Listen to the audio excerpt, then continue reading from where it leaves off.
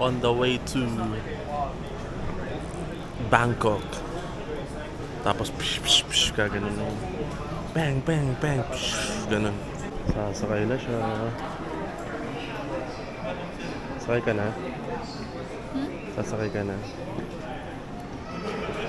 Antok na.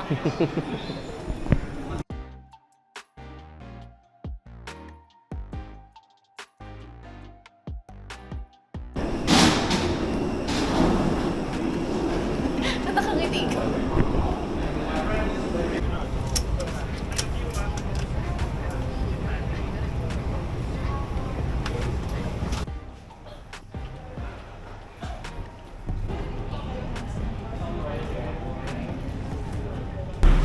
So guys, lalakad na kami papuntang Platinum. Maliwanag. Maliwanag na maliwanag. Mahangin naman. So maliwanag talaga guys, as in. Kala nga sa camera, maliwanag talaga. Puro mga Si Commander pala mag-e-enjoy dito. heaven. Ito na guys. Waiting game. Habang namimili si Commander.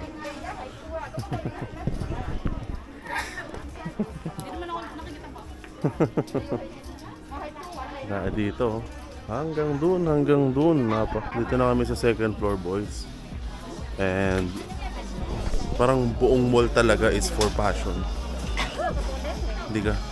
Lahat mahanap mo dito eh. Totoo. So nice. Ang ganda.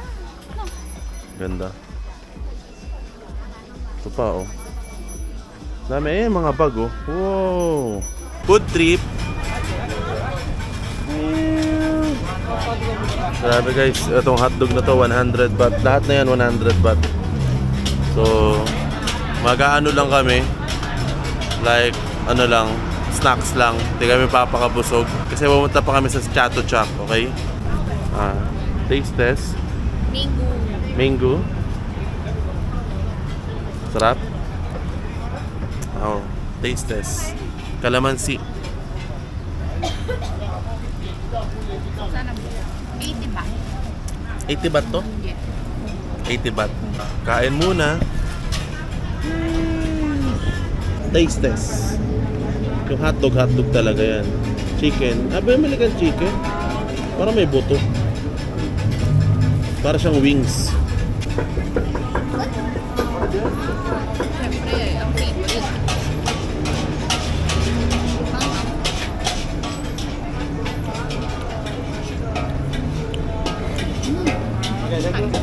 Lasa. Ang mahal. Ang mahal. Kailangan sulitin. So guys, nandito na kami sa Chatuchak Weekend Market. At bumibili na agad, nakakita agad ng bag si Commander. Ito oh, ganda oh. Parang ano siya, pang wholesale. Pero asa loob kami ngayon. Sabi daw 300 shops yung andito plus. So tingnan natin kung may mabibili ko rito. Okay guys, update. Mga nakapabili na and padilim na. So hanap pa rin. Dahil na namin inaikot dito, as in. Andito kami ngayon guys sa The Palette. Wow. Chill lang muna kami dito. Then punta na kami sa Icosium. Coffee is life. Day 2. Coffee is life. Kita yung drip ko. Fresh na fresh. Look. Si Chuchi. Alright, boys and girls, starting now, ay ikukwento ko sa inyo ang nangyari on that day, March 6, 2023. So after namin mag-coffee nung morning na yon, ay dumiretso na kami sa Asiatic, the riverfront, dahil before that day ay nag-reserve or nagpa-reserve na ako ng cruise ticket sa Viva Alangka Cruise. Dahil syempre gusto rin namin ma-experience na makalibot sa city ng Thailand and makita yung mga temple sa gabi. And kaya ako na-reserve yun because dapat doon na ako magpo-propose. Dapat sa cruise ship na ako magpo-propose. Yun nga lang, ang asa mind ko kasi, syempre magpo-propose, di ba? Gusto ko sa pinaka-unahan ng cruise ship, akala ko walang mga table doon. Pero sa ibang cruise ship pala yun. And nung nakita ko siya, sobrang puno ng table and chairs. Kasi syempre ang ganda naman nun, di ba? May picture ka na nakaluhod ka. Tapos sa harap kayo ng cruise ship. So yun nga, unfortunately ay nag-iisip na ako. Kaya sabi nga ni babe ay bakit daw aligaga ako nung asa table na kami. Kasi syempre marami tumatakbo sa isip ko kung paano ko to mapupull off, kung saan ba yung magandang background syempre para mag-propose, and kung paano ko siya gagawin. So after that is makikita nyo naman ang ganda ng mga dinaanan namin nung asa cruise ship kami. Sana maliwanag. Love you.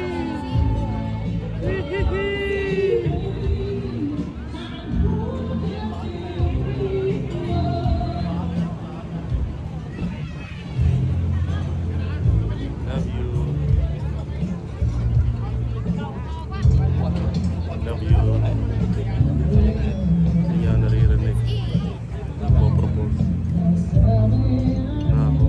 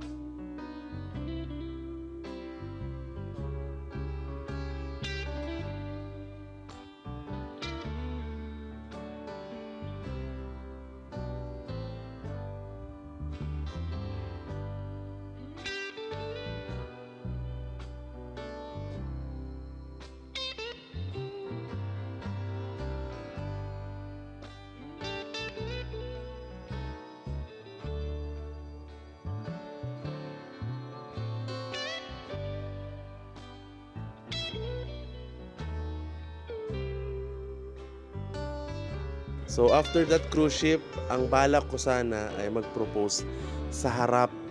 So pagbaba namin, inayos ko agad yung tripod. Then, magpo-propose na sana ako.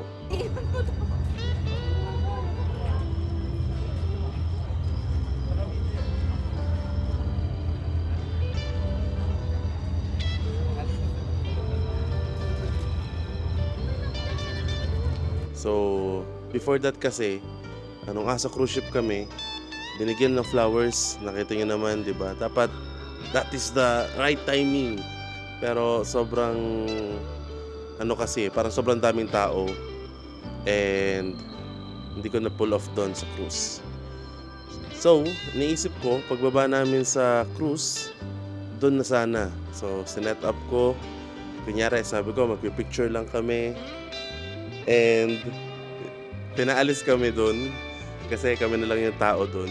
So, di ulit natuloy.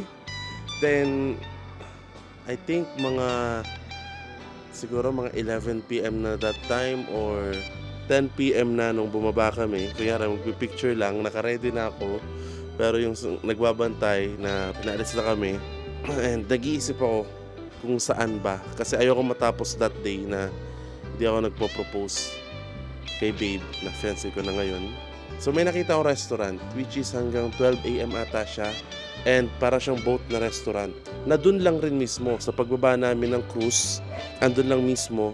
Tapos inas ko yung guard na pwede baka ako kami mag-dine in dun, and sabi niya hanggang 12 lang daw, pinadaan kami, and dun na.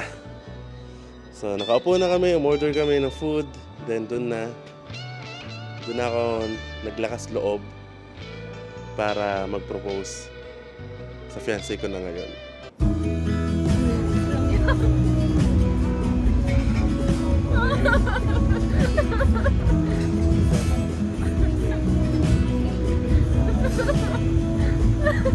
I wanna get too close, gonna get it right.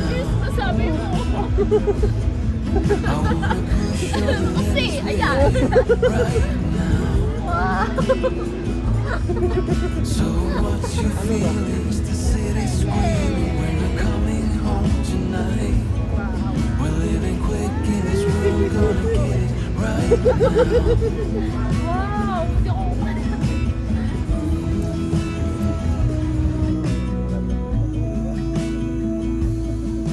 People talk and tell what you wanna hear now, but they all disappeared. So kita nyo, like ako, para sa akin, ang daing parang chances na dapat magpo-propose na ako. Pero syempre, sabihin natin, there's no right timing nga, di ba? Na parang nauudlot. So, yun.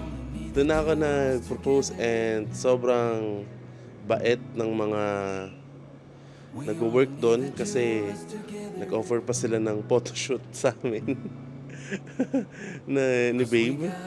And sobrang bait nila doon. So, yes, I'm engaged. Siyempre, before pa lang kami pumunta ng Thailand, pinagplanuhan ko na yun. Hindi lang talaga parang, alam nyo yun, naayon sa timing. But at the end of the day, siyempre nakapag-propose ako March 6, 2023. Pang 11 years na namin yung 11th years na magkasama. Because March 6, 2012 ay sinagot niya ako. 11th years, new chapter of course. Yun yung inaano ko kasi, syempre 10 years na, then 11. So, di ba? Ang sarap sa feeling na engage ka sa taong mahal mo.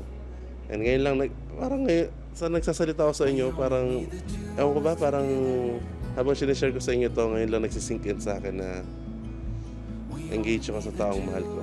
So boys, that's it for the vlog. Thank you so much for watching. See you on the next vlog. Stay safe always. Peace out.